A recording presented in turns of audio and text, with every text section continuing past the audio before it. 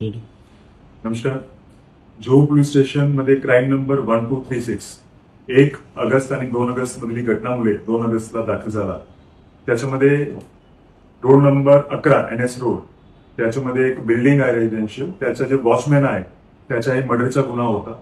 मृतकचं नाव मनोज यादव. हे घटना 1 आणि 2 ची मधली रात्रीची आहे. साम्य फ्लोअरवर जे बिझनेसमॅन फॅमिली राहत होती त्यांचे कुक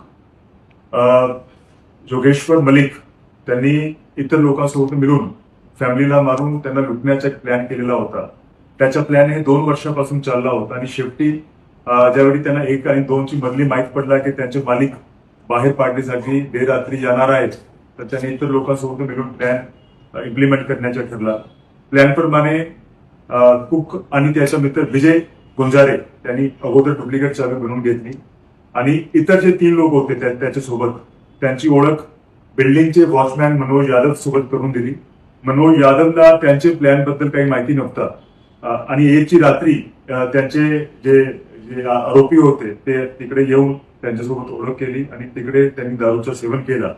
दारू पिल्यानंतर जे वॉचमॅन आहे मृतक त्याला मारून टाकला आणि त्याची बॉडीच्या विल्हेवाट लावण्यासाठी ग्राउंड फ्लोअरवरचा जे पाण्याचा टँक होता त्याच्यामध्ये त्यांची बॉडी त्यांनी टाकून दिली आणि त्याच्यानंतर अप्रॉक्सिमेटली सकाळी 4 वाजता डुप्लिकेट चावीचा वापर करून जे दरवाजा आहे सामे फ्लोअरचा ते उघडण्याचा प्रयत्न केला, पण लकीली ते दरवाजा उघडून आला नाही. त्याच्यामुळे त्यांना यश भेटला नाही.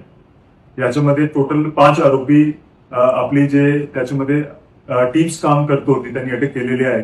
हे गुन्ह्यामध्ये एक पण काही लिंक नव्हता. त्यांनी 10 टीम्सने खूप मेहनत केली, सगळे प्रकारचे इन्व्हेस्टिगेशन केला, टेक्निकल अनालिसिस केला, फायनान्शियल अनालिसिस केला आणि शेवटी 4 आरोपी जोगेश्वर मलिक, विजय गुंजारे आणि शरद येरुडकर, अनिकेत बोरनाक त्यांना मुंबई पासून अटक केलेला आहे आणि महादेव येरुडकर याला कोल्हापूर वरून अटक करून टीमला यश आलेलं आहे. हे टीम मध्ये ज्यांनी खूप मेहनत केलेली आहे हे आपले एसीपी सांताक्रूज गावकर साहेब, senior PI Gawade, PI crime Atul Mali, डिटेक्शनची टीम्स वेगवेगळ्या पोलीस स्टेशनची काम करत होती. Detection DO Ranjit Chauhan, PSI Pote, Palve, API Palve, API Kumbhar, PSI Omase आणि आपले जे अंमलदार आहेत त्यांनी खूप अथक मेहनत करून मुंबई पोलीसला यश आणलेलं आहे आणि पुढची तपास आता चालू आहे.